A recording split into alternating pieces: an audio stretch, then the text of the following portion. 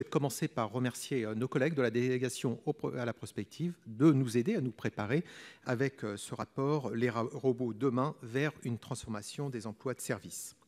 Il y a 5 ans, cette même délégation nous avait proposé un débat sur les emplois de demain. J'avais exprimé que les emplois de demain se créent aujourd'hui et m'étais amusé des prévisions catastrophiques d'un cabinet français, cette fois je ne citerai pas son nom, qui prévoyait, je cite, que les robots mettraient au tapis plus de 3 millions d'emplois dans l'Hexagone d'ici à 2025.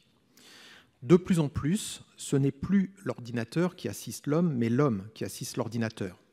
Aujourd'hui comme hier, les robots alimentent toujours les fantasmes les plus noirs, alors qu'ils ne font qu'ouvrir la voie à de nouveaux métiers.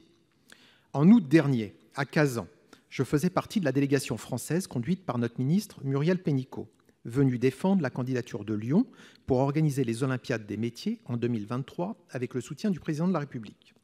Avoir les WorldSkills à Lyon en 2023 est une merveilleuse opportunité de changer le regard porté par les Français sur l'apprentissage et la formation professionnelle.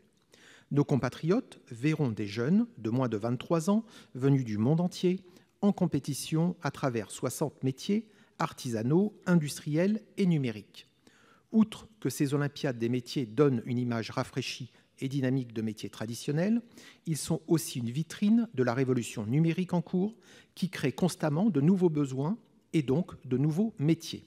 Lors de la compétition à Kazan, Michel Guissambert, président de WorldSkills France et du comité qui l'entoure, ont mis en évidence que si la France était très bien représentée sur les métiers traditionnels, nous n'avons que peu de compétiteurs sur ces nouveaux métiers.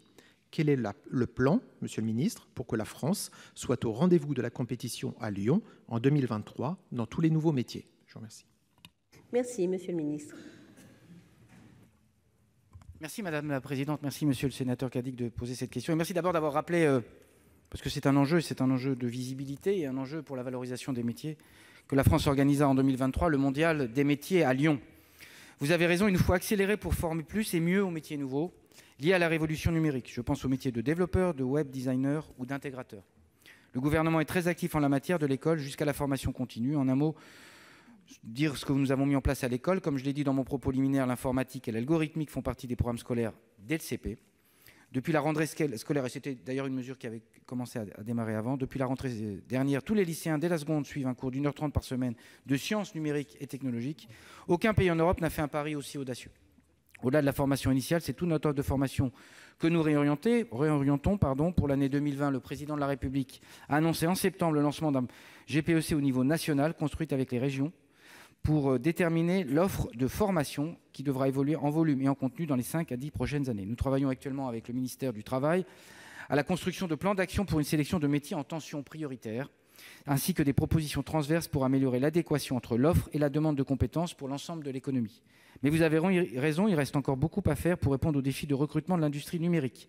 C'est un formidable gisement d'emploi. Cela passe par la multiplication des forums pour la tech qui permettent d'améliorer la visibilité et l'attractivité de ces métiers dans les universités et les grandes écoles. Cela passe enfin par la mobilisation du service public de l'emploi pour accompagner les startups dans le recrutement des talents avec l'appui des correspondants French Tech, Pôle emploi et de l'APEC. Je vous remercie. Merci.